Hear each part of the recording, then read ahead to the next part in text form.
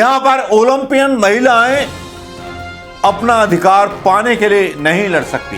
India want to ask, क्या इस लहजे में अर्णव या राष्ट्रीय चैनल इन महिलाओं के लिए आवाज उठा सकते हैं?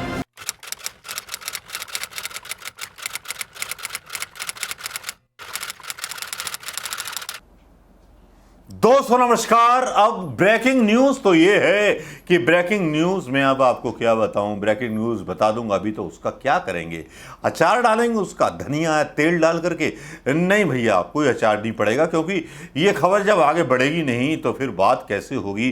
क्योंकि ये खबर तो राष्ट्रीय चैनल की होनी चाहिए थी, जो खबर मैं पढ़ के आपको सुनाना चाहूंगा। पहलवान साक्षी मलिक ने का नया दावा आया है, जिसमें उसने बोला है कि 2 बीजेपी नेताओं ने धरना देने को कहा था, परमिशन भी दिलाई, मेडल बहाते तो हिंसा होती। एक इंटरव्यू भी है मेरे पास जो मैं डालूंगा, इंतजार कीजिए, सब्र रखिए। भारतीय कुश्ती संघ WFI के पूर्व अध्यक्ष ब्रजभूषण और रेसलर्स विवाद में अब पहलवान साक्षी मलिक ने एक नया दावा किया है। साक्षी मलिक ने कहा है कि हमें धरना देने के लिए बीजेपी के 2 नेताओं ने बोला था, और साक्षी मलिक ने कहा कि हमें धरना देने के लिए बीजेपी नेता बबीता फोगाट और तीर्थ राणा ने कहा था। इन दोनों नेताओं ने उन्हें कहा था कि ब्रजभूषण के खिलाफ अपनी आवाज उठाओ। यही नहीं, जंतर मंतर पर धरने की परमिशन भी बबीता फोगाट और तीर्थ राणा ने ही दिलाई थी। साक्षी ने परमिशन लेटर भी दिखाया।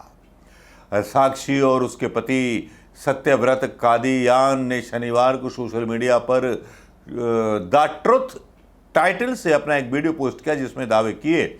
उन्होंने खुद ही सवाल बताए और फिर उनके जवाब दिए।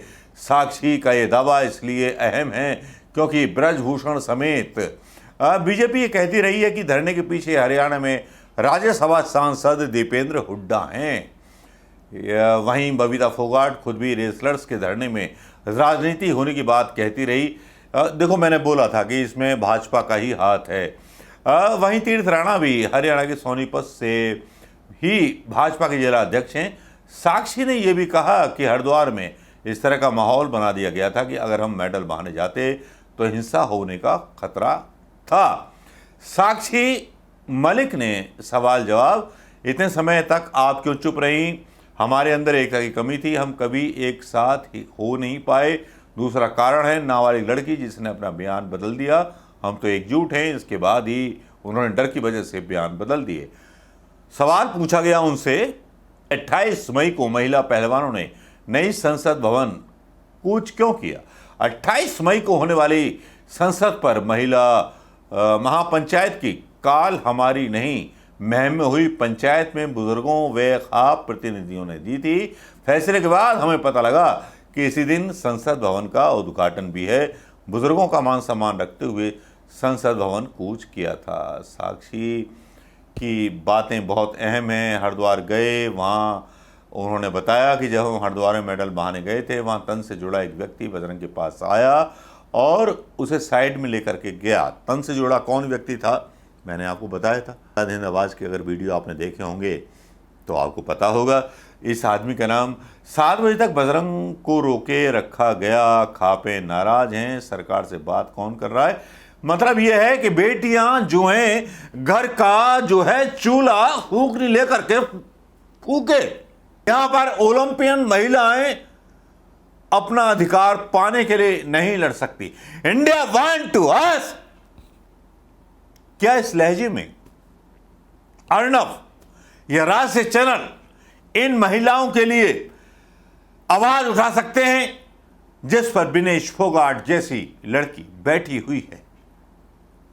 कभी उसके बारे में बोला जाता है कि वो रेल मंत्रालय की नौकरी पर वापस चली गई, उसको थ्रेड दी जाती है। थ्रेड की बात छोड़िए साहब, यहां तो ऐसा चल रहा है कि जो लोग सच बोल रहे हैं, सवाल पूछ रहे हैं, उन पर कोई बहाना ढूंढा जा रहा है कि उनकी आवाज जो है बंद कर दी जाए। क्या इतने डरपोक हैं हमारे लोकतंत्र के वो सुल्तान, जिनसे हमेशा आशा की थी कि कुछ करेंगे, लेकिन मजबूरी में विनेश फोगाट फोगाट जो हैं एक कविता शेयर करती हैं जो मैंने की थी ट्विटर पर। सुनो द्रौपदी शस्त्र उठा लो अब गोविंद न आएंगे, छोड़ो मेहंदी खड़क संभालो खुद ही अपना चीर बचा लो, द्योत बिछाए बैठे शकुनी मस्तक सब बिक जाएंगे, सुनो द्रौपदी शस्त्र उठा लो। उनके इस ट्वीट को ब्रजभूषण पर चार्जशीट से जोड़ करके देखा जा रहा है। गलियारों में हवा है, यहां बहुत कुछ हो सकता है, लेकिन एक ऐसा इंटरव्यू ट्विटर पर आता है जिसको मैं अपने सब्सक्राइबर्स को दिखाना बहुत जरूरी समझता। ये देखिए इंटरव्यू। जैसे ही हम हरिद्वार में अपने मेडल बहाने पहुंचे तो तंत्र से जुड़ा एक आदमी बजरंग का हाथ पकड़ के साइड में ले गया और उससे पता नहीं कितने नेताओं की बात करवाई कि आप रुको, आपके बारे में मीटिंग चल रही है और आपको न्याय भी मिल जाएगा, आप बस 7 बजे तक रुको।